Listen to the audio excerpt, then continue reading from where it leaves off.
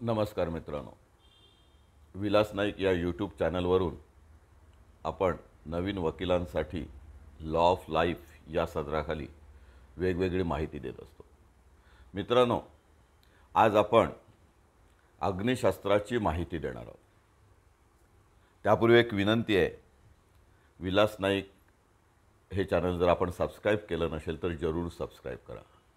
मित्रांनो, अनेक खून खटल्यामध्ये किंवा अन्य फौजदारी खटल्यामध्ये बऱ्याच वेळेला अग्निशस्त्राबद्दल प्रश्न विचारावे लागतात. गुन्ह्यामध्ये अग्निशस्त्राचा वापर केलेला गेलेला असतो आणि मग ते शस्त्र कोणी वापरलं, कसं वापरलं, कुठे वापरलं, किती अंतरावरनं गोळ्या झाडल्या गेल्या, त्या गोळ्या शरीरात कशा प्रकारे घुसल्या, कोणत्या प्रकारच्या त्या गोळ्या आहेत, शरीरातून गोळ्या बाहेर आल्या असतील तर कशा प्रकारे त्या बाहेर आल्या, त्याच अग्निशस्त्रातून ती गोळी झाडली गेलेली आहे का, या सर्वाचं विश्लेषण निकालपत्रात करावं लागतं. आणि मग आरोपीच्या बाजूने जर बाजू मांडायची असेल तर उलट तपास घ्यावा लागतो. सरकारच्या बाजूने बाजू मांडायची असेल, सरकारी वकील म्हणून तुम्ही काम करत असाल तर सरतपास घ्यावा लागतो. पण त्यापूर्वी निदान अग्निशस्त्राबद्दलची मूलभूत माहिती प्रत्येक नवीन वकिलाला असणं आवश्यक आहे. त्यामुळे हा व्हिडिओ मुख्यत्वे करून कायद्याच्या अभ्यासकांसाठी आणि नवीन वकिलांसाठी आहे. मित्रांनो, पिस्तूलमध्ये बॅरल हा एक प्रकार असतो ज्याच्यातून गोळी पुढे सरकते, ज्याला आपण मूठ म्हणतो, ती ग्रीप आहे.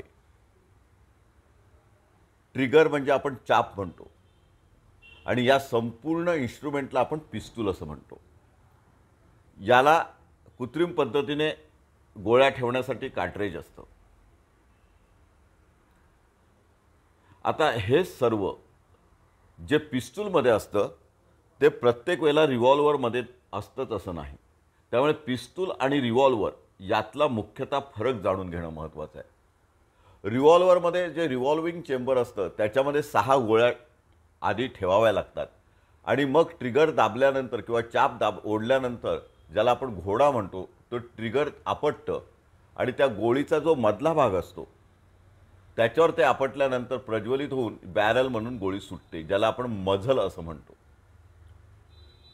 हे सिलेंडर रिलीजसाठी जो भाग असतो, ग्रीप असते. आता रिव्हॉल्व्हरमध्ये सुद्धा एक पोलीस खात्याची रिव्हॉल्व्हर असतात, त्यांना वेगवेगळे नंबर असतात. एक इम्पोर्टेड रिव्हॉल्व्हर असतात, ते गावठी कट्टेसुद्धा असतात. या सगळ्यांमधला फरकसुद्धा विशिष्ट असतो. हा फरक मुख्यत्वे करून या बॅरलमध्ये ज्या खुणा अंतर्गत असतात, त्याच्या ज्या गोळीवर खुणा येतात त्यावरून ओळखला जातो. इथे एक लॉक असतं. पिस्तूलच्या बाबतीत मात्र तसं नसतं. ग्रीप असते, मॅगझिन असतं, मॅगझिनमध्ये गोळ्या ठेवलेल्या असतात आणि स्प्रिंगच्या आधारे एक एक गोळी बाहेर येत असते आणि चाप दाबल्यानंतर किंवा लॉक उघडल्यानंतर हॅमरचा वापर होतो आणि बॅरलमधनं, मझलमधनं गोळी सुटते. त्यामुळे रिव्हॉल्व्हर आणि पिस्तूल यातला मुख्यतः फरक जाणून घ्यायला लागतो. मुख्यतः बऱ्याच वेळेला पिस्तूल वापरलं की रिव्हॉल्व्हर वापरलं, गुन्हेगाराच्या हातात कोणत्या प्रकारचं अग्निशस्त्र होतं हे सुद्धा पोलिसांना पाहावं लागतं आणि त्या दृष्टीने तपासाची दिशा ठरवावी लागते. यानंतर पिस्तूलचे आतले जे भाग असतात, अंतर्गत रचना असते, त्याच्यामध्ये गोळी जशी वर येते तर ती समोर आल्यानंतर ट्रिगर दाबल्यानंतर गोळी सुटते. रिव्हॉल्व्हरमध्ये मात्र चेंबरच्या इथेच गोळी असते. त्यामुळे रिव्हॉल्व्हर आणि पिस्तूलमधलं अंतर्गत कार्य कसं होतं हे सुद्धा थोडं बघून घेणं महत्त्वाचं असतं. आणि बऱ्याच वेळेला गोळ्या सुटत नाहीत, याचं कारण गोळी कुठेतरी अडकली जाते किंवा वर सरकताना कठीण होते किंवा गोळीचं वरचं कव्हर असतं ते कधीकधी अडकलं जातं किंवा हे स्प्रिंगचं काम नीट होत नाही किंवा केप ज्याला आपण म्हणतो तिथे जोरात हॅमर आपटला जात नाही. अशामुळे बऱ्याच वेळेला पिस्तूल हे धोका देऊ शकतं, वापरलं जात नाही. मात्र अशा वेळी ती गोळी तिथेच राहते. त्यामुळे या बाबतीतही काही माहिती असणं, निदान स्वाभाविक माहिती असणं गरजेचं आहे. रिव्हॉल्व्हरमध्ये हॅमर महत्त्वाचा असतो. बऱ्याच वेळेला रिव्हॉल्व्हरची जर गोळी चांगली असेल आणि हा पार्ट जर चांगला चालत असेल तर रिव्हॉल्व्हर जास्तीत जास्त वेळेला वापरलं जातं किंवा उपयोगात येतं आणि त्यामुळे हा एक्सटेंडेड रॉड असतो, एक्स्ट्रॅक्टर रॉड एक प्रकार असतो, त्याच्यामुळे जर गोळी अडकली असेल तर ती काढता येते. सिलेंडर, ट्रिगर आणि ग्रीप हे सुद्धा बघितलं जातं. हे लॅच एक महत्त्वाचं असतं. बऱ्याच वेळेला लॅचसुद्धा अडकलं जातं, त्यामुळे सुद्धा रिव्हॉल्वर बऱ्याच वेळेला चालत नाही.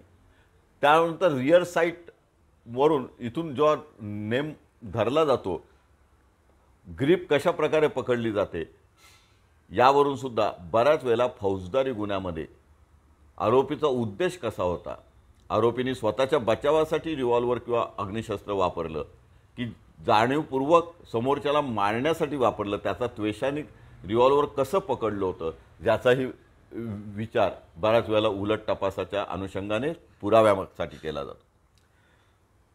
ज्या जखमा होतात त्यांचे फोटो आता बऱ्याच वेळेला पोस्टमॉर्टम रिपोर्टसोबत दाखल केले जातात किंवा पोलीस चार्जशीटमध्ये सुद्धा दाखल करतात.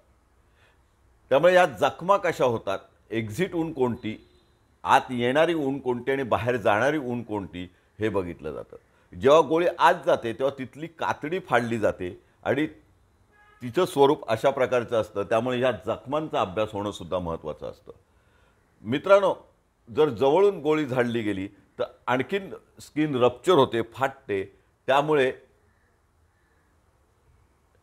अंतर किती होतं, म्हणजे अग्निशस्त्र आणि स्किन किंवा बॉडी याचं अंतर किती होतं, किती जवळून गोळीबार केला आहे, हे अशा प्रकारच्या जखमांच्या स्वरूपावरून कळू शकतं. बऱ्याच वेळेला आत्महत्या करताना जवळून गोळी झाडली जाते. बऱ्याच वेळेला त्वेषाने खून करताना अगदी जवळून कारमधनं प्रवास करणाऱ्या माणसाला जेव्हा मारतात तेव्हा अगदी जवळून गोळी मारली जाते. त्यावेळेला तिचं स्वरूप काय असतं ते आपल्याला बघावं लागतं. या जखमांचं स्वरूप आणि गोळीचा आकार हे जुळावा लागतो आणि त्यानंतर अगदी जवळून जेव्हा गोळी मारली जाते तेव्हा ट्रिगरचं जे चिन्ह असतं जखमेवर त्याचासुद्धा छाप येऊ शकतो, ज्याला आपण पॉइंट ब्लँक फायरिंग असं म्हणतो, की अगदी डोक्याला ठेवून जेव्हा गोळीबार होतो तेव्हा अशा स्वरूपाची जखम होऊ शकते, हेही लक्षात घेणं महत्त्वाचं आहे. मित्रांनो, जखमेचं स्वरूप अशा प्रकारे असू शकतं. गोळी किती अंतरावर येते हे जसं महत्त्वाचं आहे, तसं स्किनचा प्रकार हा सुद्धा, कशा प्रकारे स्किन फाटल्या, आजूबाजूला काय काय त्याची चिन्ह आहेत, यावरून गोळीचं अंतर कळलं जातं.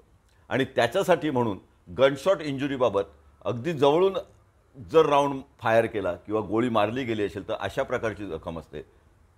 ब्लॅकनिंग आणि टर्टिंग अशा प्रकारची चिन्ह जखमेभोवती येतात. जर साधारण 3-4 फुटावरनं गोळी असेल किंवा 1 यार्डवरनं गोळी असेल, 2 यार्डवरनं जर गोळी असेल तर आणखीन ती थोडं लांबून आल्यामुळे ती छिद्र लांब दिसतात. पण लांबून जर गोळीबार झाला असेल तर छऱ्याचं स्वरूप, अग्निशस्त्रामध्ये जे बुलेट्स असतात त्याचं स्वरूप या जखमेवर अशा प्रकारे येतं.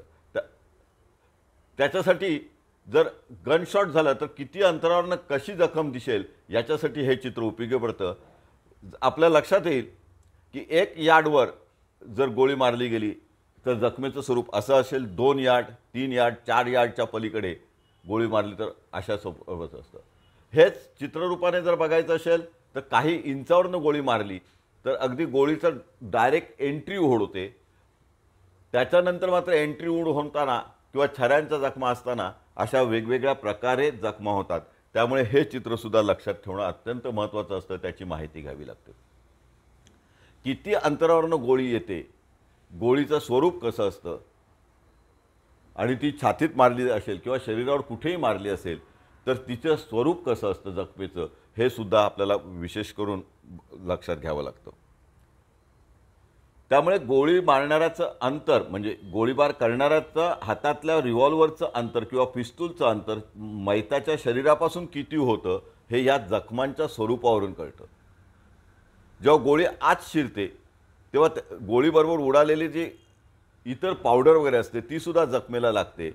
अगदी जवळून मारली तर ती पावडर अगदी जवळून दिसते आणि म्हणून या चित्रावरून जसं दिसतंय त्या पद्धतीने जर उलट तपास घेतला गेला आणि त्याच पद्धतीने डॉक्टरची उलट तपासणी घेतली गेली, मेडिकल रिपोर्ट किंवा CA रिपोर्ट, फॉरेन्सिक सायन्सवाल्यांचे रिपोर्ट, बॅलिस्टिक एक्सपर्टचे रिपोर्ट वाचले गेले तर या जखमांचं स्वरूप कसं आहे त्यावरून बऱ्याचशा गोष्टी स्पष्ट होतात.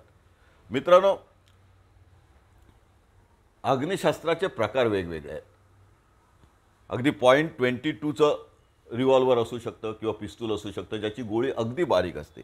.38 याची जरा गोळी मोठी असते, त्याचं स्वरूप वेगळं असतं. 9 mm ज्या अग्निशस्त्र असतात त्यांच्या .38, .357, .40, 10 mm आणि .45 अशा पद्धतीने गोळीची साईज जशी वाढत जाते तसं जखमेचं स्वरूपसुद्धा आणि त्याची लांबी रुंदी ही सुद्धा वाढली जाते आणि मुख्यतः बाहेरच्या स्किनवर सुद्धा त्याचा परिणाम होतो आणि त्याच्यासाठी ही फिगर खूप महत्त्वाची ठरते.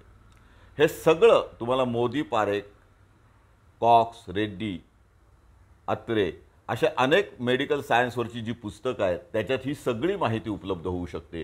प्रत्येक वेळेला ती तुम्हाला सोबत असतेच असं नाही, परंतु उलट तपासापूर्वी याचा तौलनिक अभ्यास करून घेणं आणि मुख्यतः पोस्टमॉर्टम रिपोर्ट, त्याच्यासोबत जोडलेले मैताचे जखमांचे फोटो, इंक्वेस्ट पंचनामा ज्याच्यामध्ये मैताच्या बाह्य शरीरावर असलेल्या जखमांचं स्वरूप, त्यातून आलेलं रक्त, हे सगळं नीट वाचावं लागतं.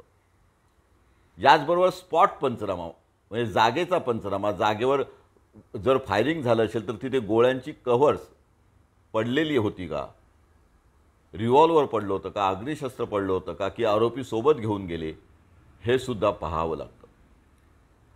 आय विटनेसचे जे जबाब असतात 161 खालचे असतील, 164 खालचे असतात, बऱ्याच वेळेला पोलीस खोटे साक्षीदार उभे करतात. अशा वेळी तेच जबाब आणि या जखमांचं स्वरूप हे सुद्धा पडताळून बघावं लागतं. त्यावरून तुम्ही साक्षीदार खोटे ठरवू शकता. कारण साक्षीदार जर सांगत असेल अगदी कपाळाला लावून फायरिंग केलं आणि जखमांचं स्वरूप मात्र वेगळंच असेल, लांबून फायरिंग केलं असेल, तर तो साक्षीदार खोटं बोलतोय, तो प्रत्यक्षदर्शी साक्षीदार नव्हता, तो संशयास्पद साक्षीदार आहे असा निर्णय द्यावा लागतो. त्यामुळे मेडिकल सायन्सचा खूप मोठा फायदा अग्निशस्त्राच्या जखमा सिद्ध करण्यासाठी किंवा खोट्या ठरवण्यासाठी, साक्ष खोटी ठरवण्यासाठी, संशयास्पद ठरवण्यासाठी होऊ शकते. त्यामुळे ह्या सगळ्या फिगर्स तुम्हाला लक्षात असणं महत्त्वाचं आहे.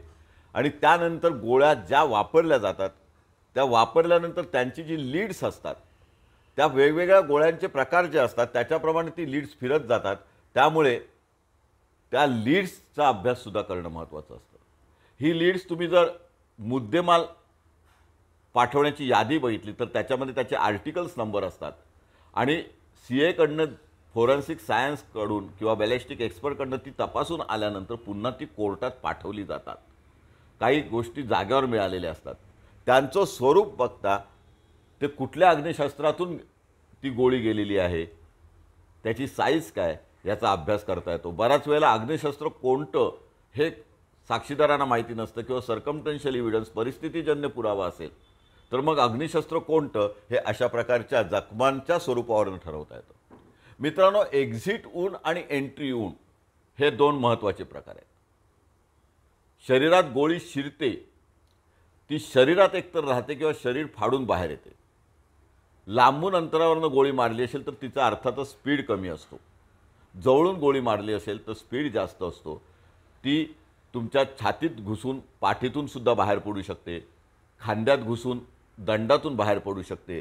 त्यामुळे एक्झिट वूंड आणि एंट्री वूंडचं स्वरूप पूर्णपणे वेगळं असतं. एक्झिट वूंड मात्र कमी स्पीडनी शरीरातून प्रवास करत असल्यामुळे बुलेटचा स्पीड कमी होतो आणि मग स्किन फाटली जाते आणि गोळी बाहेर जाते. त्याचं स्वरूप हे असं असतं.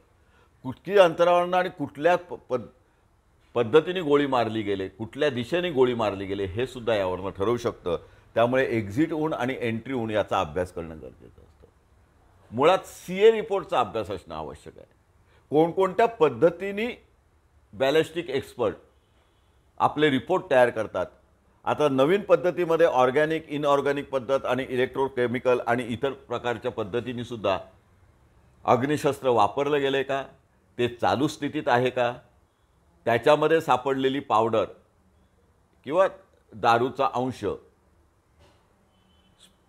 हा मैताच्या शरीराच्या कपड्यांवर किंवा जखमेच्या बाह्य त्वचेवर सापडलेला आहे का, गोळीवर असलेले चरे आणि त्या अग्निशस्त्रातल्या बॅरलच्या आतमध्ये असलेले चरे जुळतात का, हे सगळं तौलनिकदृष्ट्या बघितलं जातं. आणि त्यानंतर वेगवेगळ्या रसायनांच्या आधारे, अगदी सोडियम किंवा अन्य जी काही रसायनं आहेत त्याच्या आधारे तो वॉश घेतला जातो आणि त्याचं परीक्षण करून त्याचं प्रत्येक गोष्टीचा अहवाल पाठवला जातो.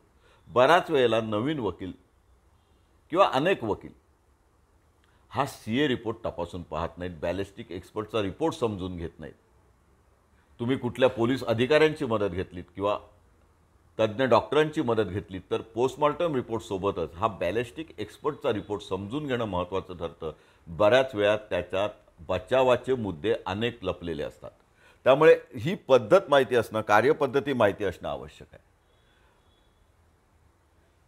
अग्निशस्त्राचं स्वरूप कोणतं होतं, किती अंतरावरून अग्निशस्त्र वापरलं गेलंय, शिरणारी जखम आणि बाहेर पडणारी जखम कशी आहे आणि ती जखम कोणत्या पद्धतीने बुलेट ट्रॅव्हल करते किंवा बुलेटनी कसा पद्धतीने प्रवास केला आहे, यावरून मयत झोपलेला होता का, गुन्हेगार उभा होता का, गुन्हेगाराने जी गोळी झाडली ती कोणत्या लेवलवरनं झाडली, त्याच्या हाताची पोझिशन कशी होती, हे सगळं पाहावं लागतं. एन्काउंटर जेव्हा होतात तेव्हा बऱ्याच वेळेला जवळून गोळी झाडली जाते आणि बऱ्याच वेळेला असहाय्यपणे जो मयत असतो त्याच्यावर निर्दयीपणे गोळ्या झाडल्या जातात, असंही बऱ्याच वेळेला येतं.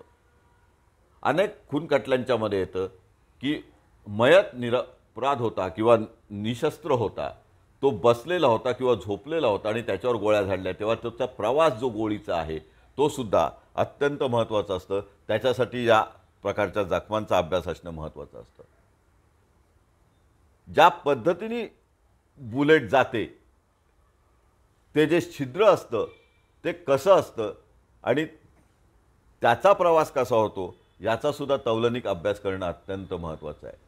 एक्झिट होऊन असते ती बऱ्याच वेळेला रक्तस्राव होणारी असते, ती रक्ताची चिळकांडी उडवते किंवा रक्तस्राव काढते, तो रक्तस्राव आजूबाजूला पडलेला असतो आणि अनइवन जखम असते. त्यामुळे एक्झिट वुंड याचं परीक्षण करणं महत्त्वाचं आहे. मित्रांनो, एक्झिट वुंडमध्ये तुमच्या लक्षात येईल की जखम कशा पद्धतीने होत असते. त्यामुळे ही जी जखम आहे एक्झिट वुंडची ती रक्त बाहेर काढते. एंट्री वुंड आणि एक्झिट वुंडमधला फरक समजून घेणं अत्यंत महत्त्वाचं असतं.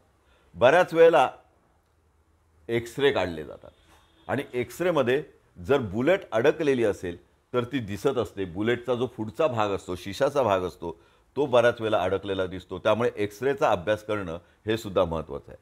आता अशा वेळी लक्षात येतं की ती गोळी कुठल्या पद्धतीने प्रवास करते आणि गोळीचा जो भाग असतो किंवा शिसं असतं ते शरीरात कुठल्या भागात आहे आणि त्याच्यावरनं सुद्धा एंट्री वुंड कुठून आहे आणि एक्झिट वुंड कुठे असू शकायला पाहिजे याचा तौलनिक अभ्यास होतो आणि त्यामुळे एक्सरे बघणं हे सुद्धा महत्त्वाचं असतं. जर लांबून गोळीबार झाला असेल किंवा हाडाला गोळी लागली असेल तर ती बऱ्याच वेळेला शरीरामध्येच राहते, कारण तिला एक्झिट वुंड करण्यासाठी तेवढा स्पीड मिळत नाही. त्यामुळे हे एक्सरे बघणं महत्त्वाचं असतं. जेव्हा एक्सरेमध्ये फक्त शरे दिसतात त्यावेळेला स्वाभाविकपणे गोळीबार हा लांबून झाला आहे हेही लक्षात येतं, कारण तिथे छरे शरीरामध्ये एक्सरेमध्ये दिसत असतात. कुठल्याही प्रकारची बुलेट दिसत नसते.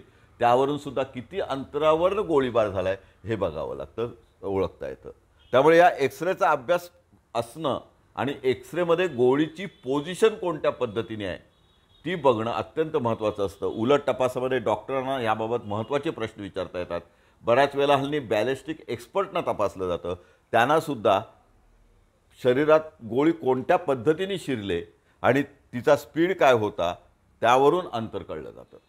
गोळी जी असते रिव्हॉल्व्हरची आणि पिस्तूलची, ज्याला आपण बुलेट म्हणतो, त्याची रचना, त्याच्यात पावडर कुठे भरलेली असते, ब्रासचे छरे किंवा छोटे कास्टिंग्स असतात ती कुठे भरलेली असतात, केप ज्याला म्हणतो आपण ते प्रायमरचं केप कुठे आहे आणि रिव्हॉल्व्हरचा भाग तिथे जो आपटला जातो त्याची रचना दाखवलेली असते आणि पुढे जे बुलेट ज्याला आपण शिशाचं लीड म्हणतो ते कसं असतं हे या चित्रात दाखवलेलं आहे. या सगळ्याचा अभ्यास असणं महत्त्वाचं आहे आणि मग असं लक्षात येईल की फायर होताना इथे जो ट्रिगर आपटला जातो त्याचं एक विशिष्ट पिनेची खूण तिथे होत असते.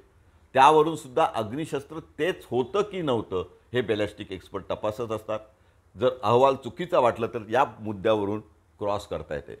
मित्रांनो, इथे एक महत्त्वाचं आहे, तुम्हाला जर शास्त्रीय परीक्षण पूर्ण माहिती नसेल तर बॅलिस्टिक एक्सपर्ट किंवा एक्सपर्ट विटनेस यांना अनावश्यक शास्त्रीय क्रॉस न करणं चांगलं असतं, कारण त्यांना एक्सप्लेनेशन देण्याची, स्पष्टीकरण करण्याची संधी मिळते आणि त्याने दिलेलं ओपिनियन कोर्ट जास्त विश्वासार्ह मानतं. तर तुमचं नॉलेज हे लंगडं असतं. अपुऱ्या नॉलेजच्या आधारे खूप मोठी क्रॉस करण्यापेक्षा नेमके पिन पॉईंट कुठे आहे आणि इतर चिन्हांप्रमाणे तिथे झालं आहे की नाही, प्रत्यक्ष ती गोळी वापरली गेली आहे की नाही, हे पंचनाम्यात ज्या गोळ्या जप्त केल्या जातात त्याच्यावरून सिद्ध होतं. आणि वापरलेल्या गोळीचं जिथे पिन आपटली जाते तिथे कोणत्या प्रकारच्या गोळी होती, गोळीची साईज काय होती, कुठल्या सालातली गोळी होती, हे सगळं त्याच्यात लिहिलेलं असतं. याचा अभ्यास करणं महत्त्वाचं आहे साहेब. त्याच्यानंतर प्रत्येक रिव्हॉल्वर, प्रत्येक अग्निशस्त्राची पिन आपटण्याची क्रिया ही वेगळी असते. कारण त्याच्या स्प्रिंगचं टेन्शन, ती ज्या पद्धतीने आपटते त्या समोरच्या पिनचं किंवा ट्रिगर जो आपटला जातो, ज्याला आपण घोडा म्हणतो, त्याचं जे टोक असतं त्याचा आकार हा वेगवेगळा असतो. त्यामुळे 2 रिव्हॉल्वरमधनं एकाच प्रकारची, एकाच कंपनीची, एकाच साईजची जरी गोळी गेली असेल तरी त्या गोळीवर असलेली आवरणं, त्याच्यावर असलेले चरे, गोळीच्या कॅप जी उरलेली असते त्याच्यावर असणारे किंवा ज्याला रिकामं कार्ट्रेज आपण म्हणतो त्याच्यावर असलेल्या पिनच्या खुणा, यावरून ते अग्निशस्त्र नेमकं कोणतं होतं, कोर्टासमोरचं अग्निशस्त्र वापरलं गेलं आहे की नाही, याबद्दलचा बॅलिस्टिक एक्सपर्टचा रिपोर्टचा अभ्यास केला तर या सगळ्या गोष्टी सिद्ध होतात. आणि म्हणून टाईप ऑफ कॅलिबर, फायरिंग पिनचं इम्प्रेशन आणि इयर ऑफ मॅन्युफॅक्चर हे बघणं आणि गोळ्या एकाच प्रकारच्या होत्या का हे सुद्धा बघणं खूप वेळा महत्त्वाचं असतं. त्यानंतर हा जो कार्ट्रेजमधल्या चरांचा भाग असतो तो अत्यंत महत्त्वाचा असतो. इजेक्शन पोर्ट पार्ट एक येतो, जे तुमचं नळकांड असतं, ज्याला बॅरल आपण म्हणतो, तर बॅरलचा बाहेर पडतानाचा भाग चेपला जातो. कारण त्याला एक विशिष्ट खूण असते, प्रत्येकाची खूण वेगळी असते आणि आतल्या नळीतल्या आतल्या भागावर जे चरे असतात ते चरे तुमची जेव्हा गोळी तिथून पास होते तेव्हा तेच चरे इथे येतात. त्यामुळे चेंबर मार्क्स हे अत्यंत महत्त्वाचं आहे. मॅगझिन LIP मार्क्स असतात, एक्स्ट्रॅक्टर्स मार्क्स असतात. हे सगळे मार्क जे आहेत हे मार्क आणि स्लाईडचे मार्क हे सगळे तपासता येतात. ह्याचे फोटोसुद्धा पाठवलेले असतात. तुमचं बॅलिस्टिक रिपोर्ट जेव्हा होतो तेव्हा हे सगळे फोटो पडताळून बघणं आणि हे जुळतात का, म्हणजे ही गोळी याच रिव्हॉल्वरमधनं किंवा याच अग्निशस्त्रातून बाहेर पडले का हे बघता येतं. आणि त्याच्यासाठी ह्या सगळे मार्क जे वेगवेगळे प्रत्येक गोळीचे असतात त्याचा अभ्यास करणं अत्यंत महत्त्वाचं असतं आणि त्याशिवाय योग्य क्रॉस होऊ शकत नाही. आणि मग प्रत्यक्ष पिस्तूलचं काम कसं चालतं, या स्प्रिंगमुळे एक एक गोळी कशी वरती येते, त्या प्रत्यक्ष चेंबरमध्ये कशी येते आणि ती गोळी इथे येऊन सेट झाल्यानंतर ही जी फायर पिन आहे ती आपटल्यानंतर त्या गोळीच्या कॅपवर आपटल्यानंतर गोळीचा प्रवास कसा येतो आणि या चेंबरला ज्या चरे असतात ते ह्या गोळीच्या वेष्टनावर कसे येतात हे सुद्धा बघणं महत्त्वाचं आहे. त्यामुळे तुमचं पिस्तूलचं कार्य कसं चालतं, रिव्हॉल्वरचं कार्य कसं चालतं हे तुम्ही या फिगरच्या आधारे समजून घेणं अत्यंत महत्त्वाचं आहे. आणि म्हणून याच्यानंतर अग्निशस्त्राच्या जखमा, ज्याला आपण एंट्री वूंड म्हणतो, ती शिरताना स्किनचा भाग कसा होतो आणि एक्झिट वूंड म्हणजे ती गोळी बाहेर जाताना स्किनचा भाग कसा होतो, याच्यावरून एक्झिट वूंड आणि एंट्री वूंड आणि त्याच्या स्वरूपावरनं किती अंतरावरनं गोळी झाडली हे बघितलं जातं. एंट्री वूंडमध्ये आणि एक्झिट वूंडमध्ये काय फरक आहे हे मुख्यतः या तक्त्यामध्ये दिलेलं आहे. मित्रांनो, काही गोष्टी एक्झिट वूंडमध्ये नसतात आणि काही गोष्टी एक्झिट वूंडमध्ये असतात. आकार ओव्हल किंवा राऊंड आकाराचा असू शकतो. त्याच्यानंतर टॅटोलिंग आणि पावडरचे स्वरूप ह्या एंट्री वूंडला असतं, इथे नसतं, कारण ती शरीरातून पास झालेली असते. त्याच्यानंतर इथे नसतं याचा अर्थ ती बाहेर गेलेली आणि बाहेर जाताना ती बाहेरच्या शरीरावरच्या त्वचेवर काही अंश ठेवत नाही. त्यामुळे हे तक्ते नीट अभ्यासणं महत्त्वाचं आहे. आणि त्यामुळे एक्झिट वूंड आणि एंट्री वूंड याचं अंतर किती आहे हे सुद्धा कळतं. अगदी जवळ ठेवलं असेल तर कोणत्या प्रकारच्या जखमा असतात, तिथे कोणत्या प्रकारच्या गोष्टी सापडतात, कोणत्या प्रकारची पावडर किंवा चिन्ह तिथे दिसू शकतात, हे सुद्धा फोटोवरनं आपल्याला बघावं लागतं. बॅलिस्टिक एक्सपर्टमध्ये या सगळ्या गोष्टी नमूद असतात. म्हणून त्याचा अशा प्रकारचा शॉटगनचा अभ्यास असणं किंवा हातातील अग्निशस्त्रांचा अभ्यास असणं आणि त्याच्या जखमांचा अभ्यास असणं हे तुम्हाला अत्यंत फायद्याचं पडतं. एक्झिट वूंडच्या आणखीन काही महत्त्वाच्या गोष्टी आहेत. जर गोळी लांबून आकारात मारलेली असेल तर एक्झिट वूंड सहसा मिळत नाही. काही वेळेला अनेक एक्झिट वूंड असू शकतात. जेव्हा गोळ्यांचे भाग होऊन बाहेर पडतात तेव्हा या एक्झिट वूंड वाढू शकतात आणि त्या करस्पॉन्ड्स असू शकतात. काही वेळेला त्या करस्पॉन्डिंग नसू शकतात.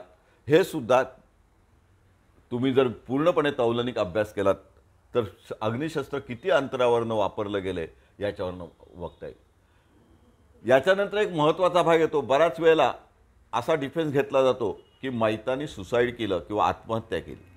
पण सुसाईडल डेथमध्ये अग्निशस्त्र वापरल्यानंतरचं स्वरूप जखमांचं पूर्णपणे वेगळं असतं आणि जेव्हा समोरून व्यक्ती दुसरा कोणतरी फायरिंग करतो तेव्हा त्या जखमांचं स्वरूप वेगळं असतं. बऱ्याच वेळेला सिंगल इंजुरी आत्महत्येच्या बाबतीत असू शकते. बॉडीजवळ पिस्तूल सापडलं जातं किंवा अग्निशस्त्र सापडलं जातं. जिथे हात पोचतो अशा ठिकाणी एंट्री वूंड असते. ती त्यांनी निवडलेल्या भागावर असते. ती शक्यतो वरच्या भागात किंवा डोक्यावरच्या भागात असते. मात्र अशा वेळी जेव्हा समोरचा माणूस फायरिंग करतो त्यावेळेला त्याचं स्वरूप पूर्णपणे वेगळं असतं. ती कुठल्याही बाजूला असू शकते. हे सगळं वस्तुस्थितीप्रमाणे सर्कमटेन्शियल एव्हिडन्सप्रमाणे दोषारोपपत्रात काय पुरावे आलेले आहेत, काय आरोपपत्र आहे याचा अभ्यास करूनच बघावं लागतं. एक्झिट वूंड आणि एंट्रन्स वूंड मध्ये एंट्रन्स वूंड ही लहान असते, एक्झिट वूंड ही मोठी असते. पावडर वगैरे उपलब्ध नसते. ब्लिडिंग एक्झिट वूंडला जास्त होऊ शकतं. फॅटच्या बाबतीत एक्झिट वूंडला शक्यता असू शकते. Fibre of cloth turn in असतात, आतमध्ये गोळी शिरल्याच्या दिसतात आणि इतर वेळेला शरीरातून गोळी जेव्हा बाहेर जाते तेव्हा ते कपड्याचं फायबर असतं ते बाहेरच्या बाजूला वळलेलं असतं. अशा अनेक बारीक सारीक स्वरूपातून तुम्हाला एक्झिट वूंड कोणती आहे, एंट्री वूंड कोणती आहे, त्यातला फरक काय आहे हे बघू शकतो. हे सगळं महत्त्वाचं असल्यामुळे या सगळ्या स्वरूपाच्या जखमा विशेषतः एंट्री वूंड आणि एक्झिट वूंड यातला फरक जाणून घेणं खूप महत्त्वाचं असतं आणि या सगळ्याचा परिणाम म्हणून आपल्याला हे सगळं पाहावं लागतं. मित्रांनो, ह्या सगळ्याचा परिणाम तुम्हाला लक्षात येईल की जेव्हा अग्निशस्त्राची खून खटल्यामध्ये डॉक्टरची उलट तपासणी घ्यावी लागते त्यावेळेला तो पोस्टमॉर्टम करून आलेला असतो. त्याच्या हातात एक्सरे असू शकतात किंवा कोर्टात असू शकतात. ते दाखवून आपला बचाव जो काय आहे तो डॉक्टरच्या तोंडातून योग्य पद्धतीने आणि जबाबदारीने सिद्ध करून घ्यायचा असतो. कमीत कमी प्रश्न विचारून, मात्र जे प्रश्न आहेत त्याला कुठला तरी मूलभूत आधार, ज्या आधारे आपण फोटो दाखवून किंवा शास्त्रीय पुस्तकं दाखवून, मेडिकल एव्हिडन्सवरची चांगली पुस्तके दाखवून त्याच्याकडून ते मान्य करून घ्यायचं असतं. एव्हिडन्समध्ये हे मजकूर किंवा हे पॅरेग्राफ, हे फोटो एक्झिबिट पडतात, त्याला निशाणी नंबर पडते. जर ते तुम्ही योग्य प्रकारे डॉक्टरांना दाखवलेत, त्यांच्याकडनं कबूल करून घेतलेत आणि त्याच्या योग्य सही शिक्क्याच्या नकला प्रिंट आऊट योग्य पद्धतीने कोर्टात हजर केल्यात तर कोर्ट मेडिकल एव्हिडन्सच्या आधारे हे अग्निशस्त्र गुन्ह्यात वापरलेलं असू शकत नाही किंवा संशयास्पद आहे इथपर्यंत मतपरिवर्तन स्वतःचं करून कळू शकते. दुसरं, जखमेतलं अंतर किती होतं हे सुद्धा बघितलं जातं. मित्रांनो, या सगळ्यासाठी अग्निशस्त्राची मूळ माहिती असणं महत्त्वाचं आहे. शक्य झालं तर अग्निशस्त्र हाताळून बघणं, जे कोर्टात दाखल आहे ते वर्किंग कंडिशनमध्ये आहे का, जर आता नसेल तर त्यावेळेला ते होतं का, खरंच हे अग्निशस्त्र गुन्ह्यात वापरलेलं आहे का, याची माहिती तुम्हाला गुन्हेगाराकडनं किंवा आपल्या आरोपीकडनं काढून घेता येते. बऱ्याच वेळेला आरोपी सांगतात की हे रिव्हॉल्वर आम्ही डुप्लिकेट काढून दिले, हे रिव्हॉल्वर तिथे नव्हतंच, आम्ही वेगळं गावठी कट्टा किंवा गावठी पिस्तूल वापरलं होतं. आणि पोलीस मात्र अशा पद्धतीने पुरावा आणतात की 27चा पंचनामा असतो, रिकव्हरी पंचनामा असतो, त्याच्यात ते रिव्हॉल्वर काढून दिलेलं असतं. बॅलिस्टिक एक्सपर्ट त्या रिव्हॉल्वरची चाचणी करतं. पण अशा वेळी बॅलिस्टिक एक्सपर्टचा अहवालसुद्धा तुम्ही संशयास्पद ठरवू शकता. लक्षात घ्या, पुराव्याचे 2 भाग आहेत. एक शास्त्रीय पुरावा आणि प्रत्यक्षदर्शी साक्षीदारांचा पुरावा. डॉक्टरांचा पुरावा, शास्त्रीय पुरावा हा दुय्यम पुरावा मानला जातो. प्रत्यक्षदर्शी साक्षीदाराचा पुरावा हा जास्त विश्वसनीय मानला जातो. पण तरीसुद्धा जेव्हा अशी वेळ येते की प्रत्यक्ष बघणारा साक्षीदार हाच इंटरेस्टेड विटनेस आहे, संशयास्पद विटनेस आहे, तो काहीतरी वाढवून सांगतोय, बदलून सांगतोय, आरोपी विरुद्ध असलेल्या शत्रुत्वामुळे तो खोटं बोलतोय, आरोपींना गुंतवण्यासाठी तो खोटं बोलतोय, फिर्यादी किंवा मैताशी असलेल्या मैत्रीपूर्ण संबंधामुळे त्यांना खोटा साक्षीदार बनवला आहे, पोलिसांशी संगनमत करून त्याचा 164चा जबाब कोर्टासमोर घेतला आहे, 161चा जबाब पोलिसांनी चुकीच्या पद्धतीने घेतला आहे, तो उशिरा घेतलेला आहे. हे सगळं संशयाचं वातावरण जरी असलं तरीसुद्धा शास्त्रीय व्यक्तींचा उलट तपास आणि या सगळ्या माहितीच्या आधारे प्रत्यक्षदर्शी साक्षीदाराचा मर्यादित स्वरूपाचा पण उपयुक्त असा इफेक्टिव्ह घेतलेली क्रॉस एक्झामिनेशन किंवा उलट तपास हा अत्यंत महत्त्वाचा ठरतो. त्यामुळे तुमचा डिफेन्स बचाव सिद्ध करता येतो. तुम्ही जर सरकारी वकील असाल तर याच माहितीचा वापर करून तुम्हाला गुन्हेगारांनी हेच शस्त्र वापरलं होतं आणि गुन्हेगाराचा उद्देश हा समोरच्या व्यक्तीला ठार मारण्याचा होता हे सिद्ध करण्यासाठी होतं. या सगळ्याचा अभ्यास व्हावा म्हणून हा एपिसोड आपण आज विशेष केला. वेगळ्या पद्धतीने आज आपल्यासमोर विषय मांडण्याचा प्रयत्न केला. आपण तो समजून घ्या. आवडला तर सबस्क्राईब करा, लोकांना पाठवा. कारण अशा प्रकारे मराठीमधून ही माहिती सध्या तरी यूट्यूबवर नवीन वकिलांसाठी, नवीन पोलीस अधिकाऱ्यांसाठी किंवा नवीन सरकारी वकिलांसाठी किंवा कायद्याच्या अभ्यासकांसाठी उपलब्ध नाही. आपला नेमका तोच प्रामाणिक प्रयत्न आहे. जय हिंद, जय महाराष्ट्र. नमस्कार.